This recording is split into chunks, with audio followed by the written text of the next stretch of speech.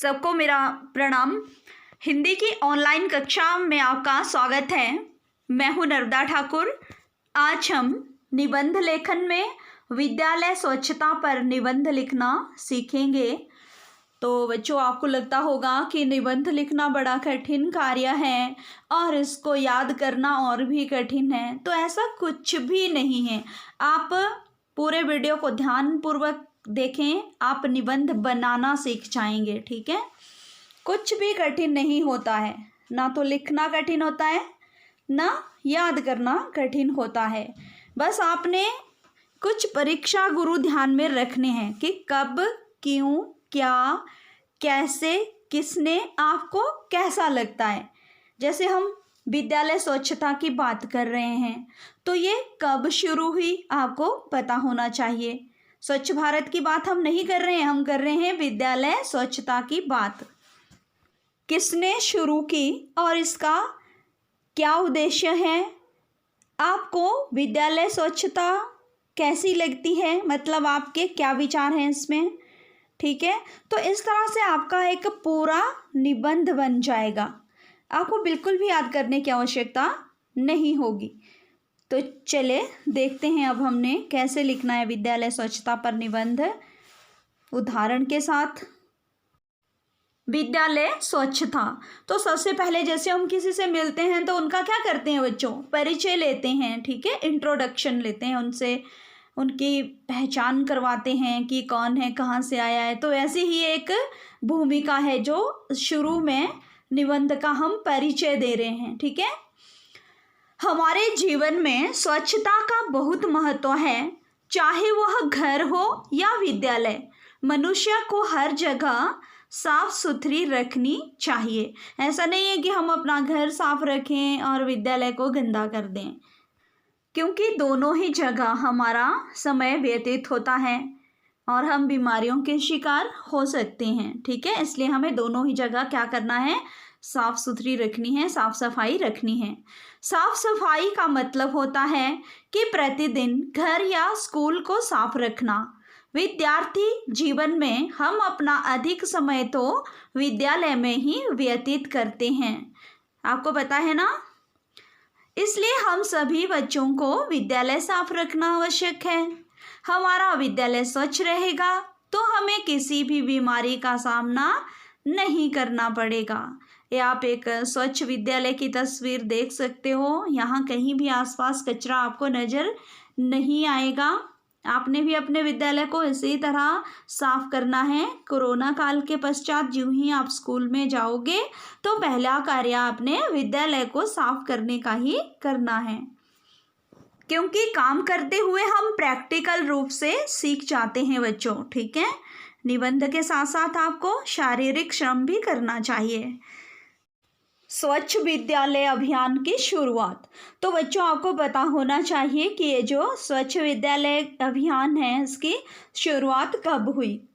School में साफ सफाई को बढ़ावा देने के लिए भूतपूर्व मानव संसाधन विकास मंत्री श्रीमती स्मृति ईरानी ने 25 सितंबर 2014 को स्वच्छ विद्यालय अभियान की शुरुआत की थी। तो कौन है आजकल बच्चों MHRD मिनिस्टर, आजकल हमारे रमेश पोखरियाल निशंक जी हैं। और 2014 में कौन थी हमारी मानव संसाधन विकास मंत्री, श्रीमती स्मृति ईरानी जी। ठीक है, तो इन्होंने ही इस अभियान की शुरुआत की है, स्वच्छ विद्यालय अभियान की। इस अभियान के द्वारा विद्यालय स्वच्छता पर अधिक बल दिया गया। इस अभियान के द्वारा किस पर बल दिया गया, विद्यालय स्वच्छता पर। अब साफ सफाई की आवश्यकता, मतलब हमें साफ सफाई की आवश्यकता क्यों पड़ी। हर एक विद्यालय में साफ सफाई जरूरी है, क्योंकि हमारे देश के सभी विद्यार्थी अपना पूरा दिन स्कूल में ही व्यतीत करते हैं। अगर विद्यालय साफ सुथरा नहीं रहेगा तो बच्चों को बीमारी हो सकती है। ठीक है बच्चों, इसलिए विद्यालय को साफ सुथरा ही रखना है। सामने आप तस्वीर देख रहे हैं, ये विद्यालय स्वच्छता पर ही बात हो रही है भारत स्काउट एंड गाइड के बच्चों के द्वारा। ठीक है, विद्यालय को हर साल सफेदी करनी चाहिए। इसके कारण विद्यालय की दीवारें खराब नहीं होंगी और उसमें काई भी नहीं जमेगी और कोई कीटाणु भी दीवारों पर नहीं रहेगा बच्चों। जब हर साल विद्यालय में सफेदी की जाती है तो आपने प्रधानाचार्य जी को बताना है अपने विद्यालय के कि वह प्रतिवर्ष साफ सफाई के लिए सफेदी जरूर करें। विद्यालय को स्वच्छ रखने के तरीके। विद्यालय को स्वच्छ रखने के लिए विद्यार्थी और शिक्षक दोनों को समान रूप से भाग लेना आवश्यक है। जितना विद्यार्थियों को है उतना ही शिक्षकों को भी ध्यान देना है सफाई पर, क्योंकि जब भी हम कुछ खाते पीते हैं तो वह कचरा प्रांगण में न फेंक कर उसे कूड़ेदान में ही डालना चाहिए। ठीक है बच्चों। विद्यालय को स्वच्छ रखने का पहला तरीका है बच्चों, विद्यार्थी को कूड़ा कचरा फेंकने के लिए हर एक कक्ष के बाहर कूड़ेदान रखना चाहिए।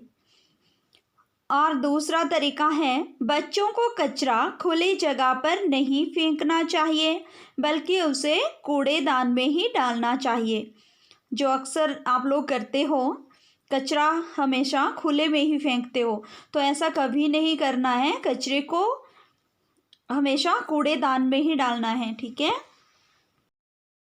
नंबर 3, बच्चों के खेल के मैदान की साफ सफाई प्रतिदिन होनी चाहिए, जो आपने खुद रखनी है। ठीक है, क्योंकि जब कचरा ही नहीं फैलेगा तो सफाई करने की आवश्यकता भी कम ही पड़ेगी। ठीक है।